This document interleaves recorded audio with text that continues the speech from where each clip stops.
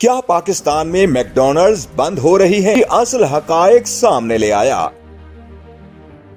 दुनिया की सबसे बड़ी फास्ट फूड चेन बनने वाला मैकडॉनल्ड पाकिस्तान में अपनी ब्रांचेस बंद करने जा रहा है या नहीं? ट्विटर पर मैकडॉनल्ड्स पाकिस्तान अकाउंट से ट्वीट किया गया, जिसके कैप्शन में लिखा गया we will be back soon, जबकि पोस्ट में राइट किया गया time to pause for a while, यानी थोड़ी देर के लिए वक्फा। ट्वीट के सामने आने पर सोशल मीडिया पर नई डिबेट स्टार्ट हो चुकी है। सारिफीन की जानिब से मिले जुले कमेंट्स किए जा रहे हैं। कुछ सारिफीन ने इस ट्वीट पर मैकडॉनल्ड्स को गुड बाय कहा और लिखा उन्हें कोई फर्क नहीं पड़ता।